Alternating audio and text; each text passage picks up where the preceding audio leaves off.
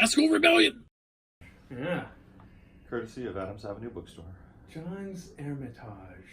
That's right. Coming to you. Not through the courtesy of Ballast Point. No, we're not Ale. sponsored by We're Ballast not sponsored by Ballast Point Ale yet. But we could be. So we wanted you to know that we're We not might. being brought to you through the auspices. Cheers. Wait, is this the amber? Here's the Yes. amber. No, I have the double IPA. You have the amber. Oh, you may keep the double IPA. Cheers. Cheers. Here's looking up your old address. There you go. This Ballast Point is delicious. I mean, the finish is, I don't know. There's nothing There's quite like some a Ballast coffee? Point ale. A little coffee in there? I think it goes perfectly with classical music. There's something so classical about the dimensions and lines of a Ballast Point. Yeah. Don't you? Anyway, so this is the first of our at-home classical music chit-chats from the friendly confines of my Pacific Beach lair. And to begin with, I just went and fetched something from my music shed about that I wanted to show Garrett, which is the Music Lover's Handbook by Elie Siegemeister, published in 1942 during the war, subject to the parameters of the Wartime Paper Act. I first came across this book back in the 1980s, and I've since rebought what might as well have been my copy, but I don't think it was.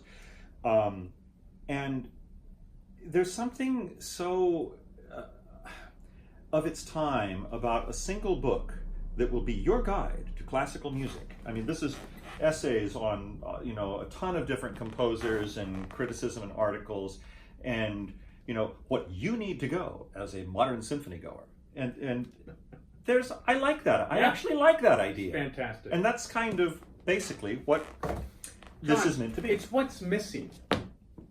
Not nobody.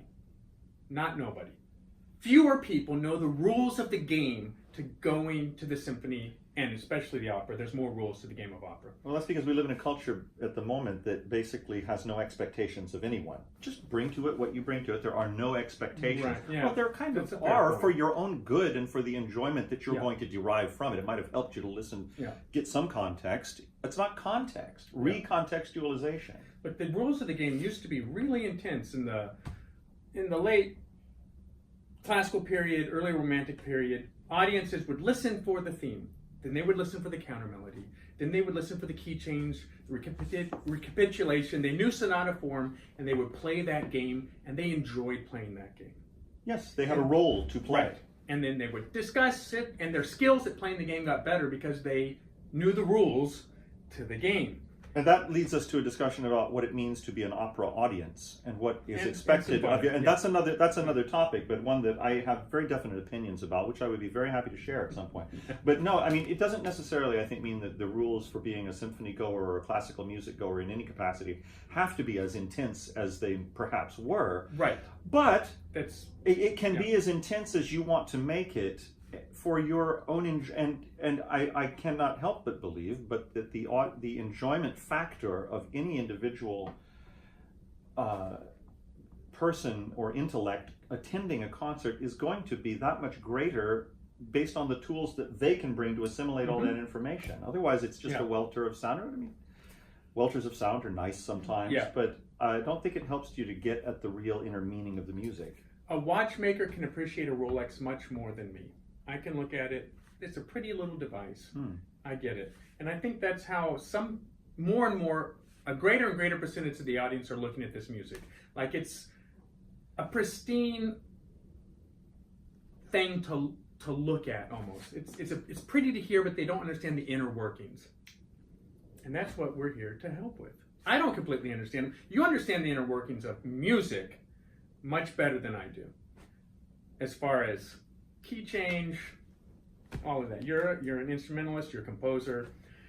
I'm just a singer, which means I feel it. Yeah, well, my compositional technique is not based on any kind of foreknowledge of what is going to intellectually, mentally or abstractly lead from one thing to another. I compose the music that I feel. And worry about figuring it out later. Sure. That's just the way it works for me.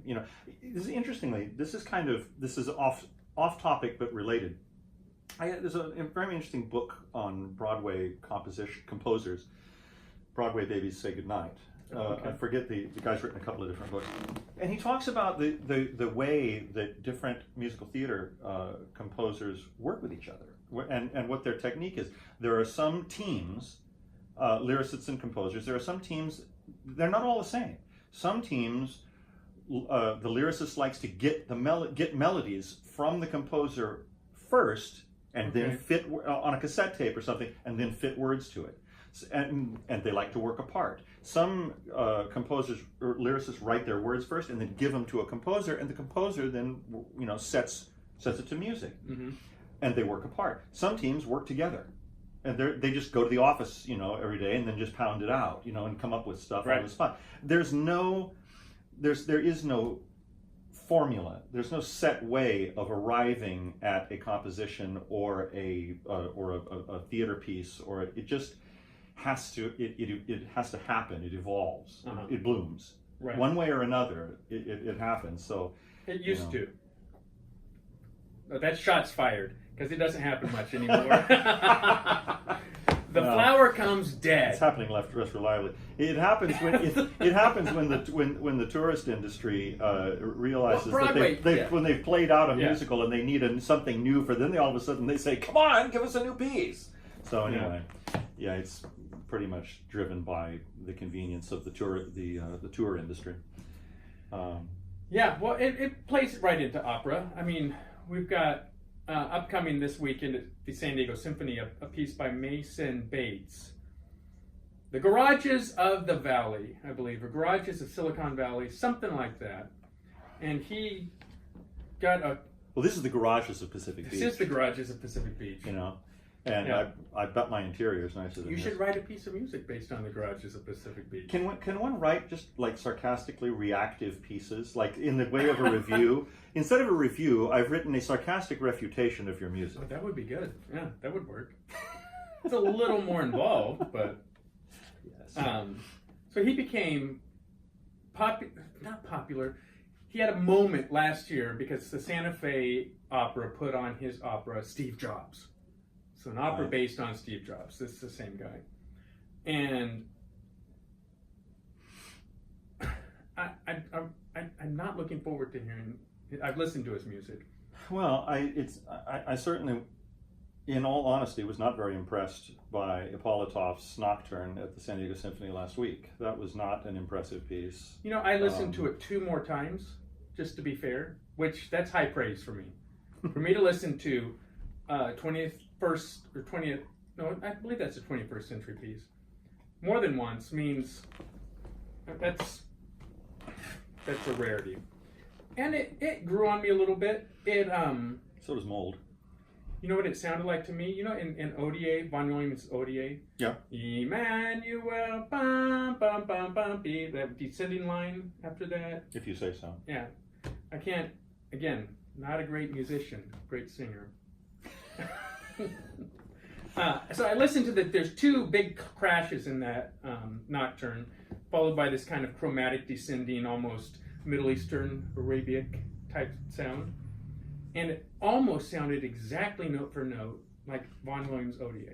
And so I played one and I played the other, played one, played the other. I was like, yeah, I think that's what jumped out to me of the piece initially. Even if I had known that, I would not necessarily have gathered a great deal of programmatic relationship between the 2 pieces. No, I don't worry about the program. Some people, my dad likes to make a program, like a little action scene in his head around music. I just go with how I go more Schopenhauer. So music gives you access to the emotion in and of itself, free of context. Instrumental music. Opera is different because there's obviously a story involved. And so that's why you can listen to, maybe if you had been... I would say that yes, I admit that there's that approach to listening to it, but I do also think that sometimes, perhaps it's when a piece of music is not particularly efficient in engaging that instant impressionability of motive and drive, and it's some sort of inner rhetoric, that a program which is too easily a parody presents itself, as Okay. it did the other night for me. I mean, I just Right. couldn't help it. This is I just was not impressed by that there was enough inner substance in it to arrive at a So the nocturne intellectual- you came up with was basically 1:30 in the morning, 16th and Market, downtown San Diego, where all the tents are. pretty much. Urban camping. That's the urban camping area of San Diego. Yeah, there was a steamroller involved. Is that how we have to say it? We can't say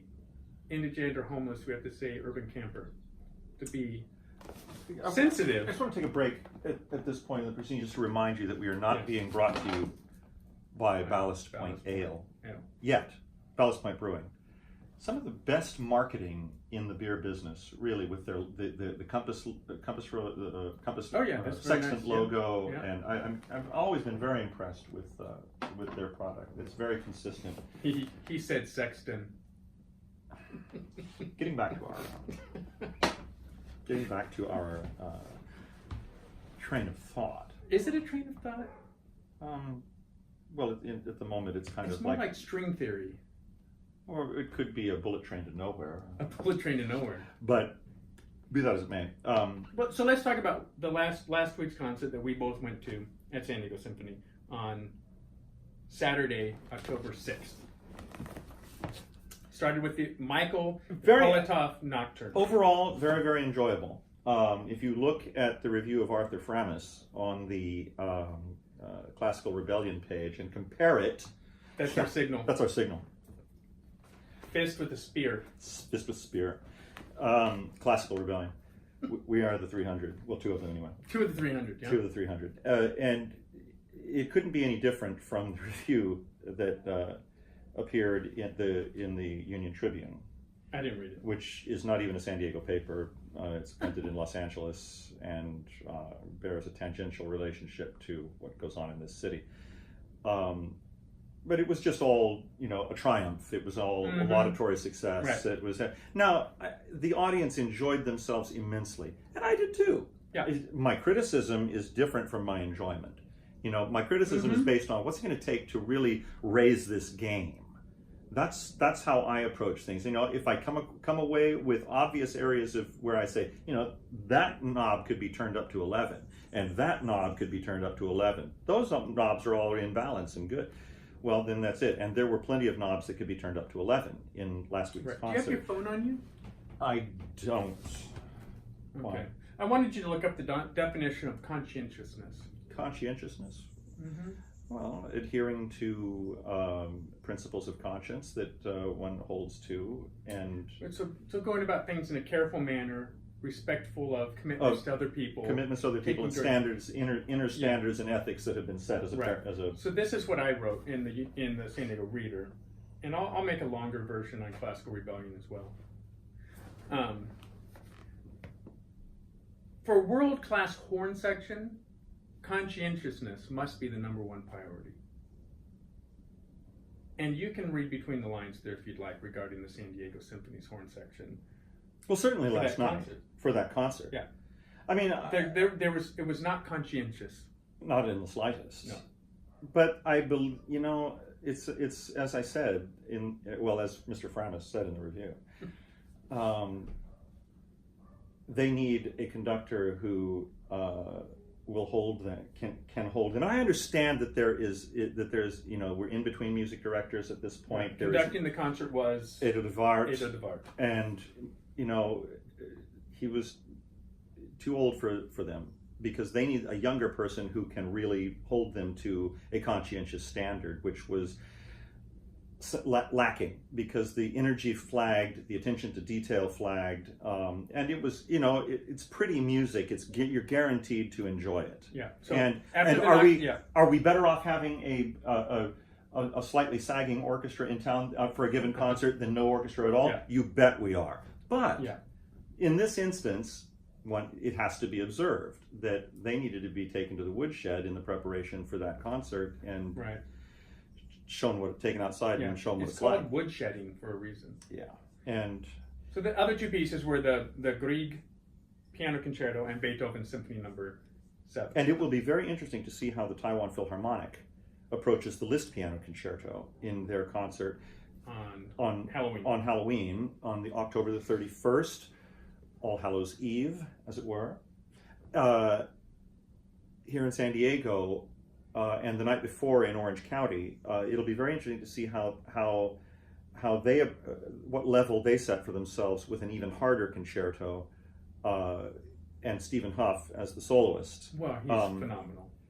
Right, but I would say that given phlegmatic interaction, they're on a tour. They're on a tour as well. Yes, but given a phlegmatic interaction between a conductor and an orchestra, you will get unsure entrances from anybody, So we'll see how that works out. Yeah.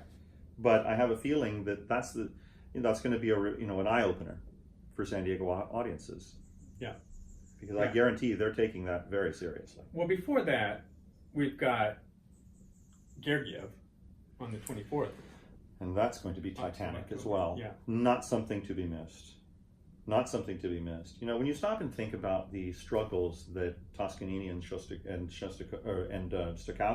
tussles that they went through to be the person to premiere that symphony in the West. It was smuggled out on microfilm.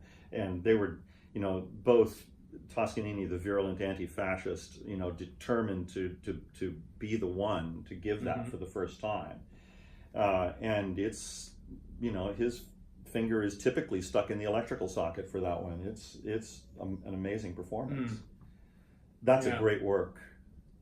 So a hard-driven and that's Shostakovich number 7, which is what Gergiev's conducting with both the Mariinsky. But I wish they were doing 8 and 9, in the same sequence, because it's revelatory. Because the 8th again is a war symphony, and the 9th is not what Stalin was expecting. How so?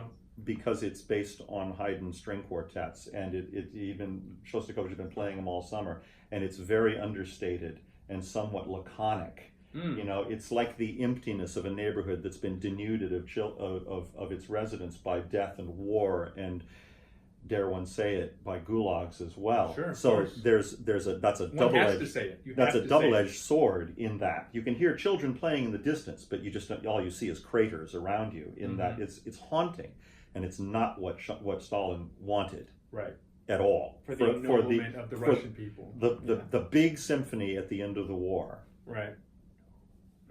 No, it's a so there's the number 10 didn't come till 52 or something.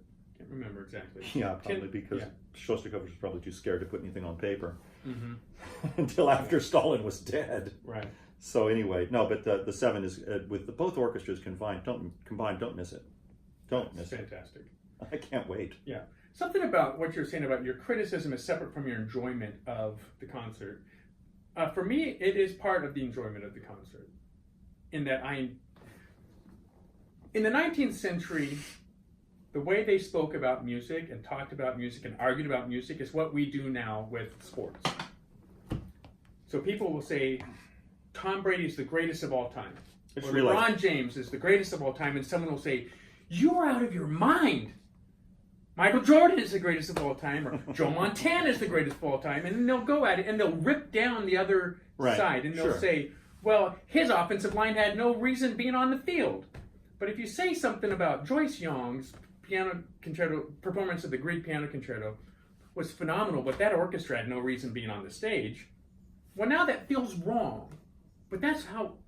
That's just part of the game. This is why we're doing this. I'm not saying that they don't belong on the stage, but this is why we're bothering to do this, because we actually care enough about it and are passionate enough about it to talk about it, and when we're not being paid to do it. Right. This is a labor of love. This is a labor of love, but it's somebody needs to be talking about this. Which makes us amateurs. Well, it certainly makes us enthusiasts, and we do have a certain amount of insight. Well, the root word of amateur is love. Is love. Right, because we love it. Yeah. By the way, I just wanted to stop and observe the fact that I'm drinking on TV. You are. So breaking one of the rules. Yeah. Next thing you know, I'll be smoking on TV. But what you said about the San Diego Symphony needing a younger conductor is going to well, they're going to get one. We'll see what he does. They've got one. Yeah. Well, he's from Venezuela, and he's had a different life growing up, I would assume, than any of us. I'm not wild about the. I mean, it's not that I will see how he does. Pyare is the new music director. given the fact that San Diego operates, as an orchestra, sort of the way the Padres do, bringing up prospects and then getting them poached by other orchestras, like our lead trumpet player. Yeah. I'm not real wild about the idea of a carbon copy Dudamel. It's like, they've got a Dudamel, go to Los Angeles and hear him. Yeah, Can we actually have somebody he's different than Dudamel. But we will see. I mean, I'm not prejudging him. I'm just, that's the reaction that I get is, oh great, we're going to do this. Now we're going to be the copycat Dudamel city. Well, we'll see. We'll see. Yeah. But I don't just think that because somebody comes out of yeah. Venezuela, they're automatically a genius. So we'll see. He appears to me to be a lot less extroverted than Dudamel. Mm-hmm. Just in his style. Not that he's less intense or less musical or less... it's just not as... I don't want to say flamboyant, because Dudamel's not flamboyant for flamboyant's sake. It's... no, it comes naturally to him. Yeah. But I've it's not a I've kind of had enough of conductors jumping up and down, in tune with the music after Leonard Bernstein. It's like, he was doing his Beethoven thing, and that was great. It came naturally to him, but I've kind of done that. But it's not a San Diego Symphony thing. It's a San Diego thing. Having said that, I did go to hear the Bernstein concert at the Hollywood Bowl earlier this summer, and with a very good friend, and we were both, despite the fact that they played, I'm trying to remember what it was. Part of the, well, no, I know what it was. They played the Fugue and Variations, which was brilliant, virtuosic piece for orchestra. The LA Phil are just amazing. And however, for a Bernstein Centennial concert, they didn't even get the overture to Candide in as an encore. Oh. And the thing finished with West Side Story's, with the end of the West Side Story selections, and it was kind of quiet. I thought it was a down ending. Down ending, but I mean, come on, give us the Candide overture. It's one of those sparkling pieces in the American orchestral repertoire, and you can do a Bernstein Centennial without it. That didn't make sense to me. I thought that was poor programming, because the audience were on fire. They were full of appreciation, and that wasn't the ending that concert deserved. Mm. But there's no doubt that Dudamel and the LA Phil is an excellent combination. Oh yeah, they're a powerful combination that gets great results. Great results. So I'm interested to see what Pyar can bring to it. Yeah. I kind of hope it's a little less personality driven and a little more results driven for our orchestra, because I think they need less of a personality and more of a driver. Yes. And again, that's a San Diego thing. The vibe of this city is there's no vibe. That's the vibe. It's just relaxed. People don't move here to crush it, make a lot of money, and people move here because they're in the military. Perhaps they got a job at Qualcomm or one of the biomedical companies, or more than likely they just wanted to live by the beach for a couple years and relax and chill and drink. Ballast Point. Well, which we are not being brought to you by.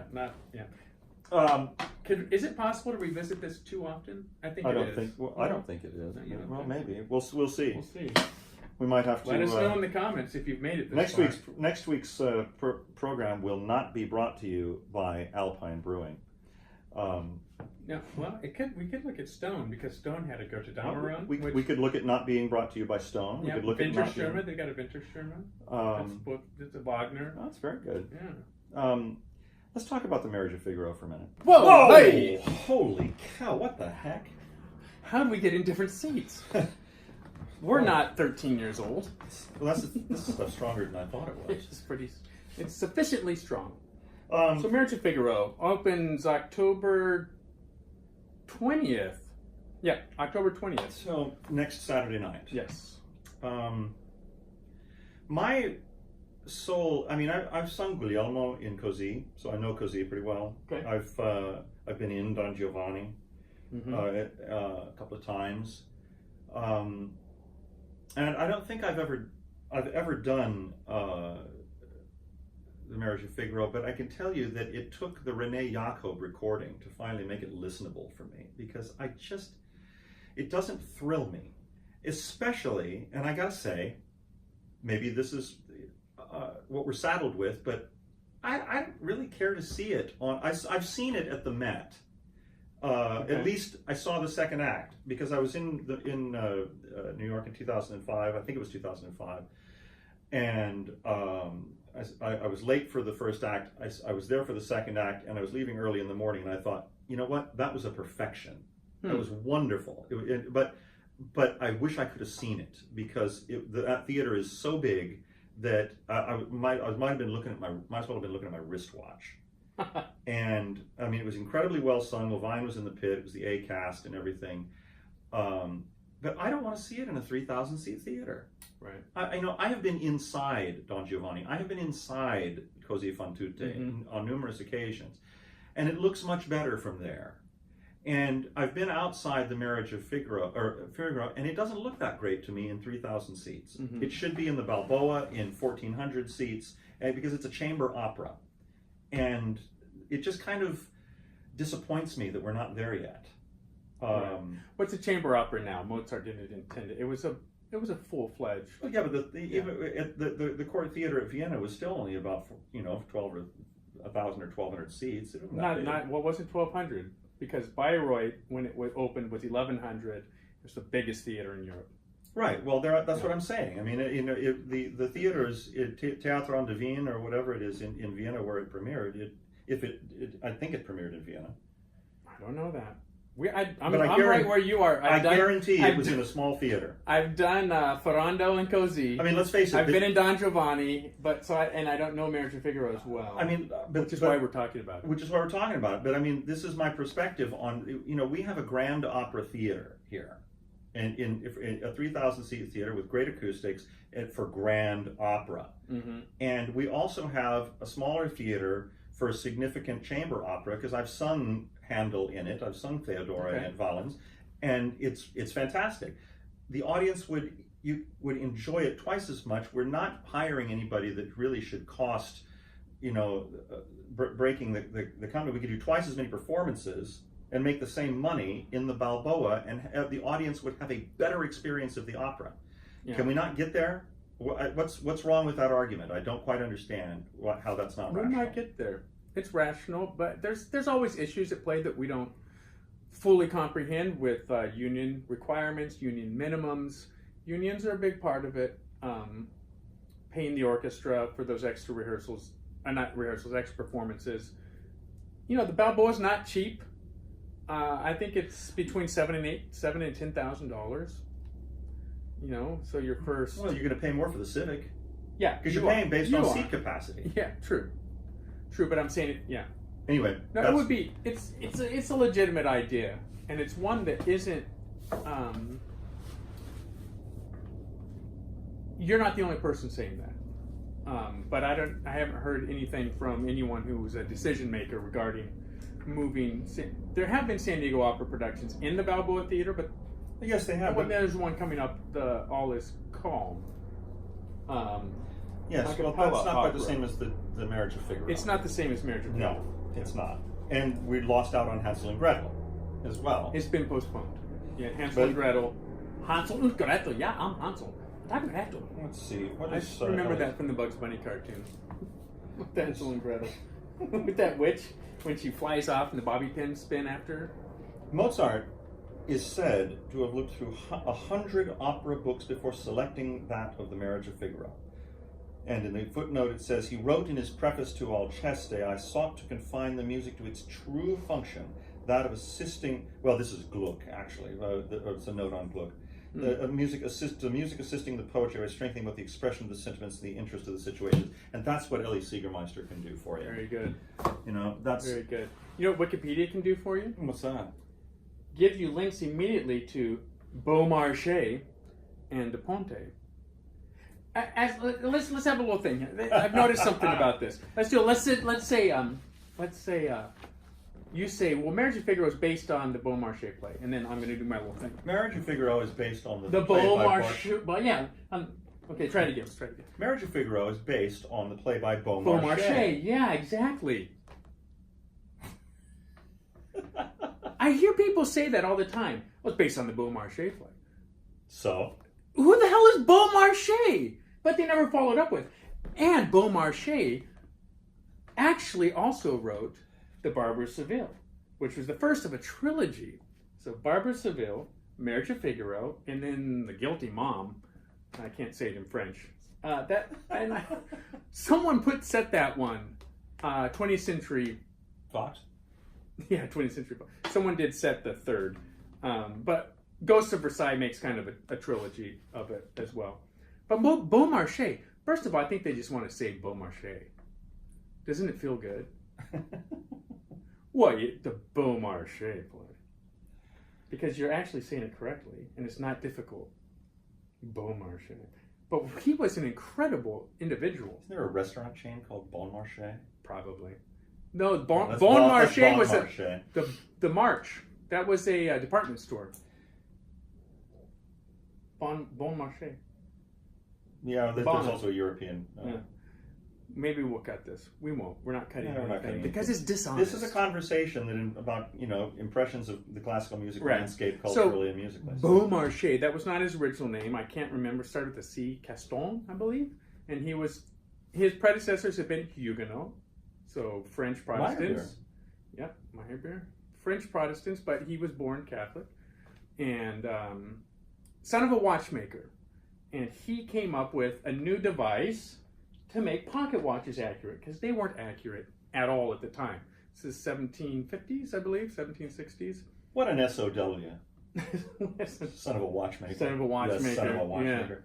Yeah. And someone above him said, "Hey, this is great. Go, I'm going to help you with it," and then tried to claim it's their own idea. And went to court, and he became a celebrity based on the court case. He wins the court case. He gets the credit for the invention, and then ends up making a ring watch for the Queen, and gets a royal appointment from it. Gets married to a woman and buys the name. He purchases the title Beaumarchais. Oh, I see. Yes. I have a friend actually who purchased a title in England. Really? Yeah. He got to design his own coat of arms and everything. Huh. I don't think you have to buy him here. You can just be a weirdo and come up with your own. Well, we need a coat of arms. For my money, the most interesting person of the three of them is Lorenzo da Ponte. Well, before we get on to Da Ponte, Beaumarchais also early supporter of the American Revolution. Supplied weapons, uniforms, food, supplies to the American directly. Wristwatches? And wristwatches. Wow. That's how they coordinated their watches.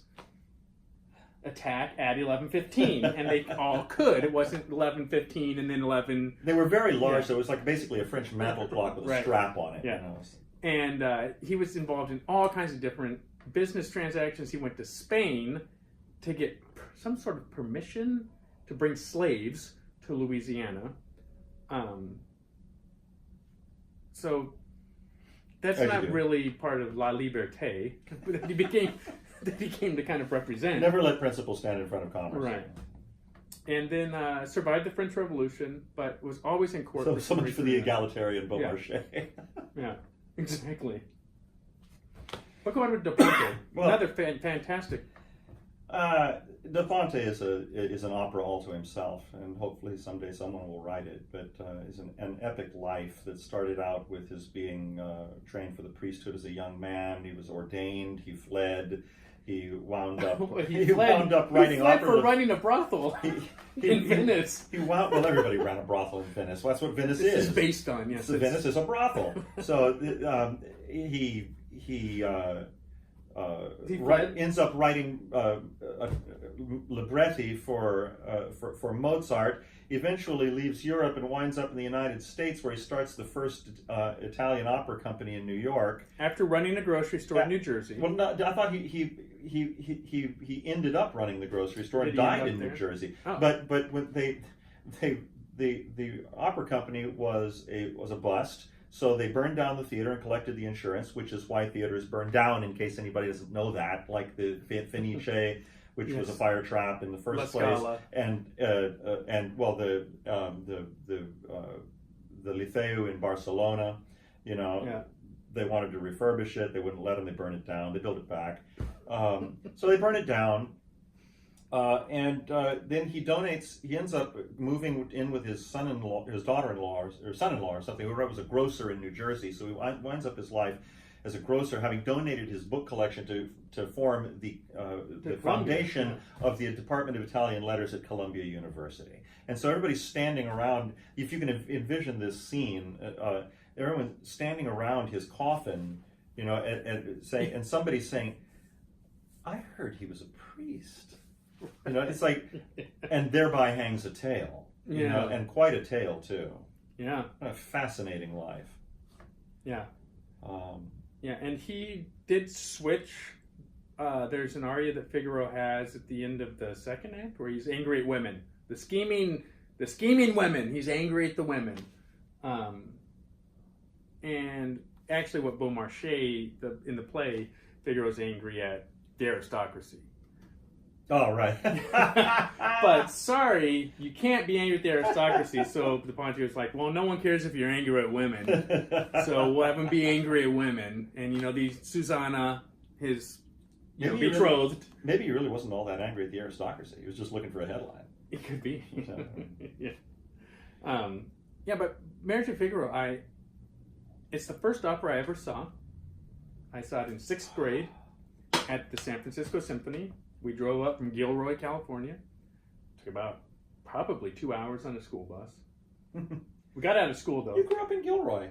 Yeah, 5 I years. did not there. know that. Yep, 5 years. I've been to the Gilroy Garlic Festival twice. It's a thing. That is a thing. Last weekend in July, in the public park there in Gilroy, and all the proceeds go to visit Christmas Tree Park. Christmas Tree Park, and it goes to benefit the Gilroy Volunteer Fire Department. Yeah, or it could be Christmas Hill Park, one or the other. But what a culinary explosion that it is.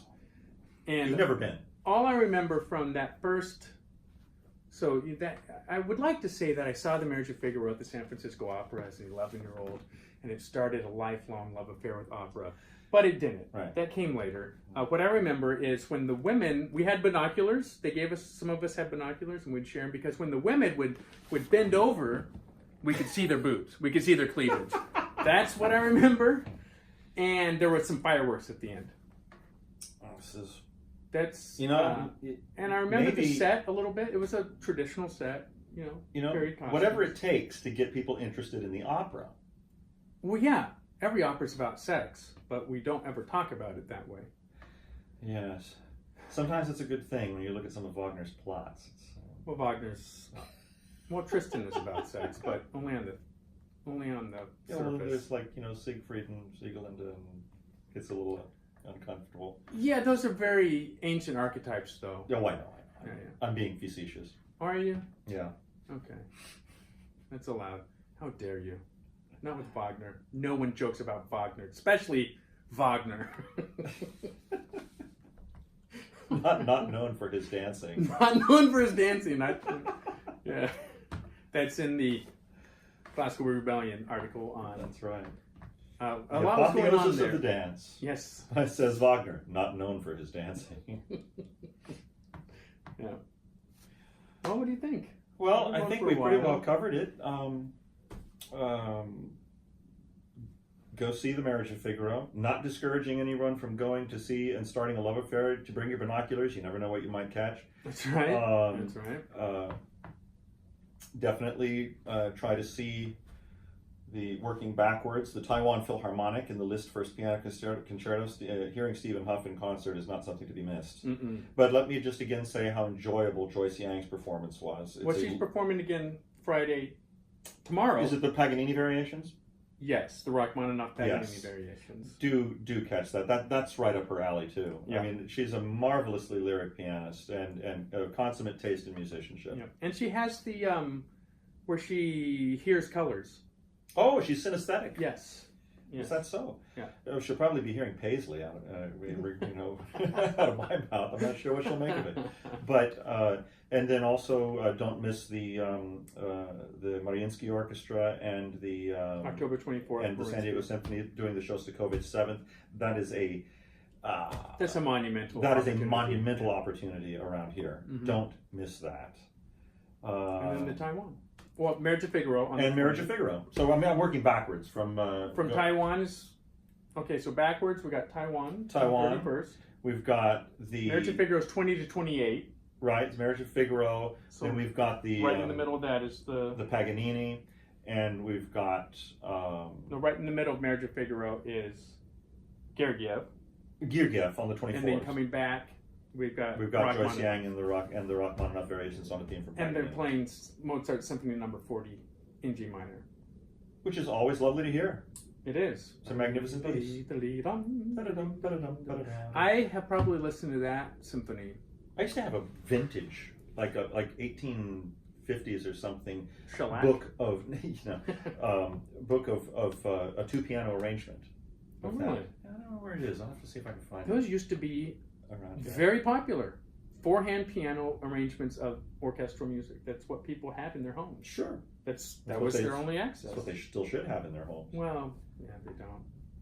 But I probably listened to the Symphony Number 40 300 times, I'm going to say.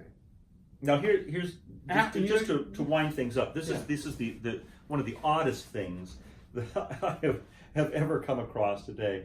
I picked up a record at a thrift shop, Mhm. an LP of Christmas music boxes from a museum in Maine. But the reason that I bought it is one of the pieces. I'm always on the lookout for a nice Christmas album. Yeah. But the reason that I bought this is that one of the pieces on it, if you can believe it, is Angels Ever Bright and Holy from Handel's Theodora. Really? Of all the things to right. turn up on a Victorian music box disc, that's not one that I that's would good. expect. That's I've never seen Theodora, anything from Theodora in any kind of, despite the fact that I have in fact sung a role in that opera, I've never seen it crop up anywhere. Yeah, I couldn't. And I have of no all idea. places. So keep your eyes open. You never know what's coming Maybe I'll next. listen to Theodora this week. It's almost like a classical rebellion. But back to me. 300 times Mozart Symphony Number 40. We all have our fixations. We do. And it's because in high school I had a job cleaning the Bureau of Land Management in Medford, Oregon. I finished high school in Southern Oregon. Cleaning it? Cleaning it. I vacuum, I dust, Like I pick pick up the cow trash. pats and stuff? No, Bureau of Land Management. And I would listen to a cassette tape of Mozart's Symphony Number 40 and 41. I'd listen to 40, flip it over, listen to 41. As I'm cleaning, flip it over, listen to 40, flip All it, on the 41. range. 40, 41, 40, 41, back and forth. 4 hours a day, 5 days a week for 7 months. So I'm saying 300, probably more than 300 That's a times. death worse than fate. I loved it. No, I'm kidding. I would vacuum. Manically. I would just vacuum. There was That no was the end clean- to my vacuuming. The Bureau of Land Management has never been so clean. There wasn't an ounce of corruption There wasn't. in it. You vacuumed it wasn't. all out. There wasn't. It was all about the spotted owl at the time. Do you remember the spotted owl? Yes, I do. Yeah, late 80s. Spotted owl. Perhaps if you had been working, for the Bureau of vacuuming the Bureau of Land Management during the time of, the whole Clive and Bundy thing, you might have been listening to Aaron Copland's Billy the Kid, or Oh yeah. or maybe the Borodin's first movement of the Second Symphony with the big 5/4 Cowboys right.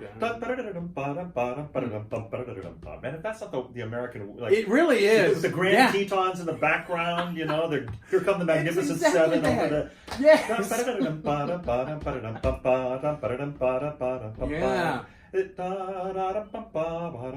Borodin wrote a full-grown man symphony. Oh man, that's one of the Yeah. unheralded masterpieces. I love that piece so much. That How symphony can has a beard. A 19th century That Orientalist. symphony has a beard. Oh yeah, it's got enormous.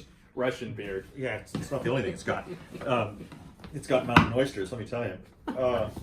That piece has cultural synesthesia. Because how can a 19th century Russian Orientalist, which is what Borodin really was, how can, he was a chemist really, I mean he was an amateur composer, but how can a symphony that he wrote be that imbued with the character of the American West? It's uncanny. It's It's at the steppes of extraordinary. Central Asia, you know, my kind Well, of... I guess those Mongolian horsemen, you know, they look like Yul Brynner anyway. So it's like one or the other. Here come the Magnificent Seven, either whether they're in Mongolia or in front of the Grand in Jackson Hole. But there they are. Still the galloping. It's the galloping. So. Yeah. But so if you haven't ever listened to the Borodin Second, get that on your playlist. I gotta find that live somewhere. I'm gonna start looking. Maybe we'll go up to the Bay Area if they're doing it up there. Yeah, somewhere. That would be a good program for the San Diego Symphony. It's a guaranteed crowd pleaser. Yeah. Guaranteed crowd pleaser. All right, I think that wraps it up. Yeah, that does. All right, well, Okay. here's looking up your old address and Classical Rebellion. There we go.